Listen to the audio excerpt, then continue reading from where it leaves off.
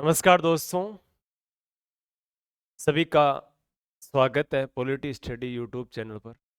दोस्तों, आज सबसे महत्वपूर्ण चर्चा इस मुद्दे को लेकर कर रहे हैं। सबसे ज़्यादा सवाल आ रहे हैं कि रीट 2025 का जो प्री का पेपर आएगा उसका पैटर्न क्या रहेगा, यानी किस प्रकार से। लगभग अगर हम एक चीज़ देखें तो लगभग रीट प्री का जो पेपर आता है एक समसामयिक की जो किताब आती है उसके बराबर आता है। आपको किस प्रकार से अपने सब्जेक्ट को उसमें से चूज करना है जो आपको करने, यानी सब्जेक्ट बहुत सारे उसमें से दिए हुए आएंगे। कौन से प्रश्न, कौन से क्रम, पेज नंबर किस प्रकार से आप ढूंढोगे गलत नहीं हो इस वजह से। दूसरा, नेगेटिव मार्किंग क्या रहेगी, पेपर का नॉर्मलाइजेशन का तरीका क्या रहेगा, यह भी हम क्लास में चर्चा करेंगे। और दूसरी खास बात जिस पर हम चर्चा करेंगे, ड्रेस कोड क्या है, आपको कौन सी यानी किस प्रकार की ड्रेस पहन के जानी है। साथ में पेन, बॉल पेन वगैरह क्या क्या चीज, वाइटनर साथ में ले जा सकते हैं कि नहीं ले जा सकते, इन सारी चीजों पर हम चर्चा करेंगे आज की क्लास में। तो सबसे पहली बात तो याद रखना, ड्रेस कोड परीक्षा से पहले आपको देखना जरूरी है, अपने दोस्तों के साथ शेयर करना भी इसे बहुत ज्यादा जरूरी है। तो सबसे पहले मैं आपके सामने लेकर आया हूं जो पेपर का पैटर्न रहेगा। यानी ये देखो 2015 में जो रीट का पेपर हुआ था, 2015 में जो रीट के पेपर में मुख्य रूप से यानी वही पेपर का पैटर्न आज है, वही पेपर का पैटर्न 2015, 17, 2022 जो रहा था सेम ही है। सबसे पहले आपके सामने पहला पेज, आपको जैसे ओपन करो पहले पेज में तो आपको निर्देश मिलेंगे, और निर्देश के बाद जस्ट अगला पेज आप पलटोगे उसमें कुछ बातें लिखी हुई मिलेगी। कौन सी बात आपको मिलेगी उसमें, तो सबसे पहले देखना आपको उसमें देखो, एक से लेकर 7 में बात करूं तो लगभग पेज नंबर कहां से कहां तक है।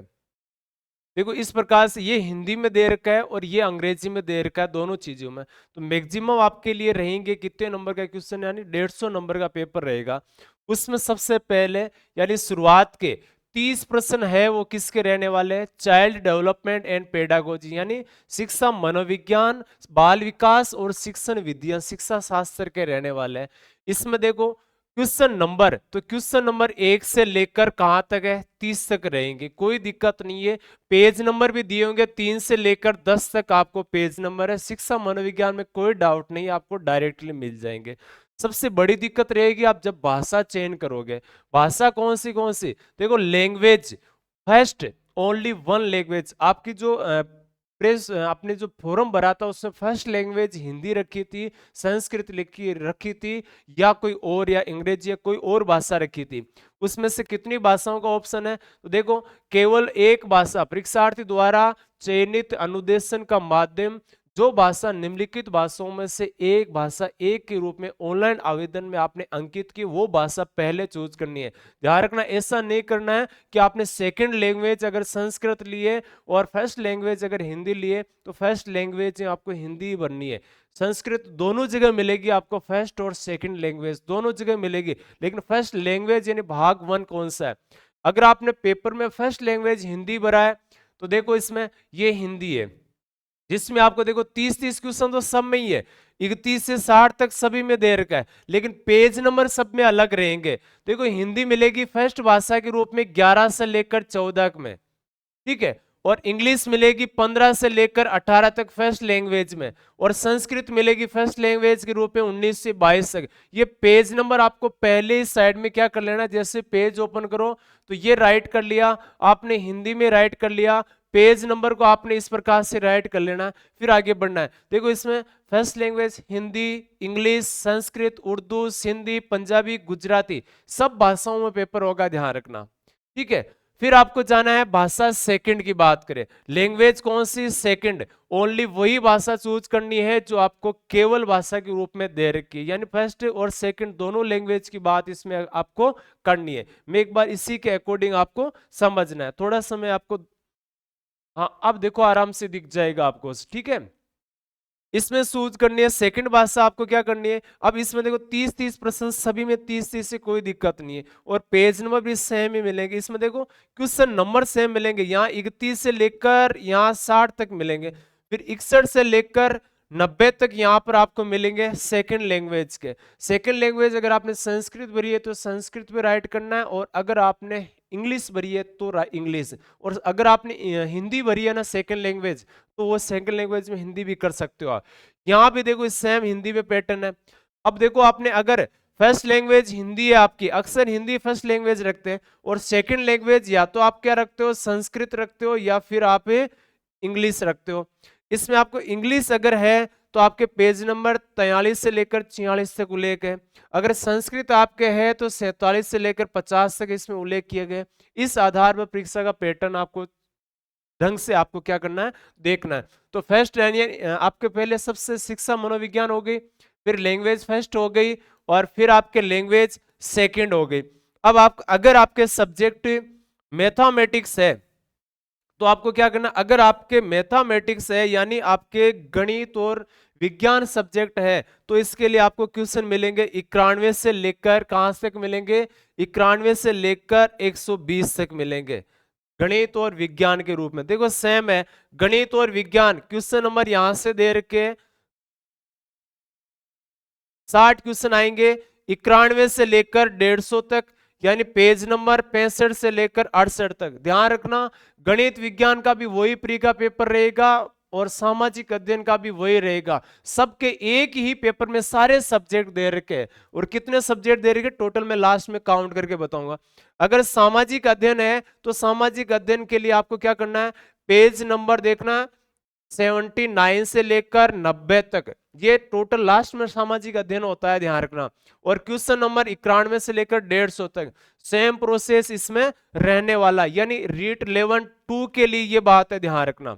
अगर आपके रीट लेवल 1 है तो आपके लिए देखो, रीट लेवल 1 है तो आपके लिए याद रखना मैथमेटिक्स मिलेगी 91 से 120 तक, और यहाँ पेज नंबर 67 से लेकर 78 तक मिलेगा।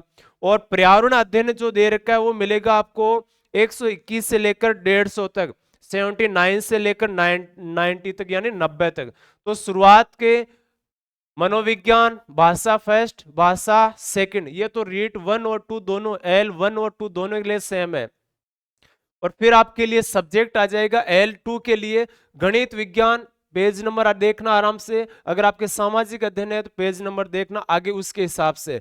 और अगर L1 है आपके तो मैथ, और उसके बाद में आपकी क्या मिल जाएगी, पर्यावरण अध्ययन, ये कंटिन्यू मिल जाएंगे, कोई दिक्कत इसमें नहीं है। पहली बात तो ये नोटिस करनी है।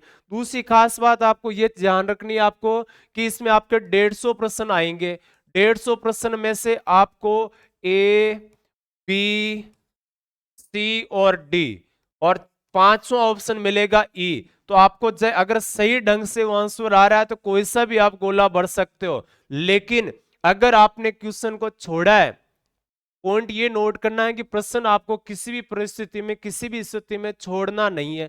अगर आपको 4 में से आ रहा है तो ठीक है, ये कर देना, नहीं तो आपको 5वां ऑप्शन भरना है, यानी किसी भी प्रश्न को बिना उत्तर दिए नहीं छोड़ना है, किसी भी प्रश्न को बिना उत्तर दिए नहीं छोड़ना है, 5वां ऑप्शन भरना। नेगेटिव मार्किंग कब होगी, नेगेटिव मार्किंग तब होगी जब आप कोई सा भी कम से कम टोटल 150 में से अगर आप 10% खाली छोड़ रहे हो, और जितने आप खाली छोड़ रहे हो उसके माइनस होंगे, यानी आपको 150 के 150 ऑप्शन भरने हैं, ध्यान रखना। और माइनस मार्किंग जब है ही नहीं तो आपको ई वाला ऑप्शन की जरूरत नहीं, एबीसीडी में से आपको चाहे तुक्के लगाने हो सारे के सारे भर के जाना है, ये नोटिस करना है, ठीक है। ये चीज नोट करना, इस आधार पर आपको पेपर देना। नेक्स्ट में बात करूं तो आपके लिए सबसे बड़ी बात ये रहेगी जो ड्रेस कोड की क्या है, कि आपके ड्रेस कोड क्या रहने वाले हैं, उस पर हम चर्चा करें। तो सबसे पहले मैं आपके लिए देखो इसमें प्रवेश पत्र सबके सामने, उसके सामने इसमें ये नोटिस भी आपको दे रखा है, उसको आराम से रीड करते हुए आपको पढ़ना, आपने आपको क्या करना है, उसी को सारी चीजों को सावधानी पूर्वक पढ़ना है। क्या चीजें कुछ समझ में नहीं है तो वो चीज मैं अलग से हल्का सा एक्सप्लेन कर दूं। एक तो देखो आपके साथ में क्या होना चाहिए, आप जहां भी जिस भी प्रकार से मैं जैसे बात करूं तो अपने साथ प्रवेश पत्र साथ में लाना, और नीला या काला पारदर्शी पेन होना चाहिए। नीला हो सकता है या काला हो सकता है, पारदर्शी का मतलब जिसमें आपको रिफिल आर पार दिख रही हो, ठीक है, ऐसा पेन होना चाहिए। एक आपको फोटो युक्त पहचान पत्र, फोटो युक्त पहचान पत्र कौन सा होता है? जिसमें आपकी फोटो लगी हो, ऐसा। आधार कार्ड हो सकता है, पैन कार्ड हो सकता है, ड्राइविंग लाइसेंस हो सकता है, या और भी कोई आधार, जो आधार इस प्रकार का हो सकता है, वो आप ले जा सकते हो। यानी राजकीय, यानी या फिर आप ले सकते हो जैसे वोटर आईडी कार्ड भी ले सकते हो। ठीक है, एक साथ में आपको क्या करना है, 100 प्रमाणित फोटो प्रति लाना अनिवार्य। एक आपको याद रखना है, आधार कार्ड ले रहे हो तो आधार कार्ड की फोटोकॉपी निकलवा कर उसको खुद सिग्नेचर ऊपर करने हैं और वो आपको साथ में लेनी है। ठीक है, ये चीज याद रखना, और कुछ नहीं चाहिए। बाकी तो ये दिया हुआ है कि आपको परीक्षा के अंदर पर किसी प्रकार का इलेक्ट्रॉनिक डायरी वगैरह कुछ नहीं लेने, जिसमें इलेक्ट्रॉनिक उपकरण, घड़ी या आभूषण, पर्स, हैंडबैग, डायरी इत्यादि लाना पूर्ण रूप से क्या है, निषेध है। परीक्षार्थी परीक्षा प्रारंभ होने से 2 घंटा पूर्व पहुंचना अपेक्षित है। यानी जैसे परीक्षा का टाइम 9 बजे से है तो आपको 7 बजे तक पहुंचना है, यह अनिवार्य रूप से याद रखना है। पहली पारी में क्या याद रखोगे, 9 से लेकर 2 बजे के पश्चात, यानी पहली पारी में 9 बजे तथा दूसरी पारी में 2 बजे के पश्चात परीक्षा केंद्र में प्रवेश आज्ञा नहीं दी जाएगी। यानी 1 घंटा पूर्व प्रवेश करना अनिवार्य। आपको 2 घंटे पहले कहा है, लेकिन 1 घंटा पहले पहुंचना अनिवार्य। 1 घंटे पहले गेट बंद कर दिया जाएगा, ये कहने का मतलब है। और खास बात आपको याद रखनी है कि जो आप भी परीक्षा के अंदर आप जो पेपर है वो आपको नहीं दिया जाएगा, आपको पेपर वापस जमा करवाना होगा, ये मुख्य रूप से याद रखना आपको। और परीक्षार्थी प्रवेश पत्र के कार्यालय ऑफिस कॉपी पर वीक्षक हस्ताक्षर, स्व प्रमाणित पहचान पत्र वीक्षक को आवश्यक रूप से जमा करवाए। प्रवेश पत्र जो आपका है ना, उसके सेंटर कोड के नीचे आपका नाम वगैरह दिया है, उस पर आपके हस्ताक्षर होंगे, वीक्षक के हस्ताक्षर होंगे, वो उनका काम है, आपको जिम्मेदारी लेने की जरूरत नहीं है। सिग्नेचर करके जस्ट आपको क्या कर देना, वो आधा पेज फाड़ कर खुद ले लेंगे और जमा कर लेंगे, आपको उससे डाउट लेने की जरूरत ही नहीं। आप तो प्रवेश पत्र लेना है और एक वोटर आईडी या फिर आप आधार कार्ड लेते हो उसकी फोटोकॉपी लेकर साथ में जाना है।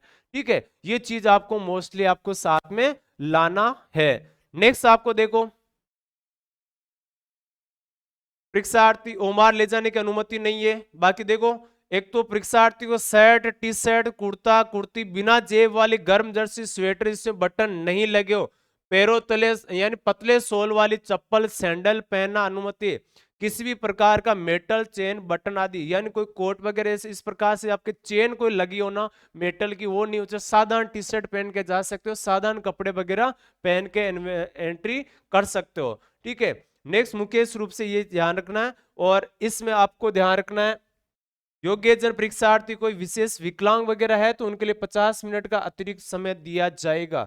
और आपको जो एक 5वां गोला भर रहे हैं तो उसके लिए आपका समय है ना, उससे 10 मिनट एक्स्ट्रा टाइम मिलेंगे, ध्यान रखना। जैसे आपका टाइम, एग्जाम का टाइम है 3 बजे से लेकर 5:30 तक, तो 5:30 से 40 मिनट तक आपको समय देंगे। 10 मिनट 5वां गोला या कोई गोला छूट नहीं गया, इसके लिए अतिरिक्त समय दिया जाएगा। ये मोस्टली आपको परीक्षा में क्या करना है, ध्यान देते हुए इसके आधार पर देना। नॉर्मलाइजेशन है, एक ही सब्जेक्ट के अगर 2 पारियों में पेपर हो रहे हैं तो सामान्य नॉर्मलाइजेशन होना संभावित होगा, वो चीज नोट करना। ठीक है, तो जितने भी साथी एग्जाम देने जा रहे हैं रीट 2025, आराम से धैर्य के साथ में इन चीजों का ध्यान रखते हुए दीजिए। आपके एग्जाम के लिए हमारी तरफ से, पॉलिटी स्टडी टीम की तरफ से बेस्ट ऑफ लक। शानदार और बेहतरीन तैयारी के साथ आप एग्जाम दीजिए। आज के लिए जय हिंद, धन्यवाद।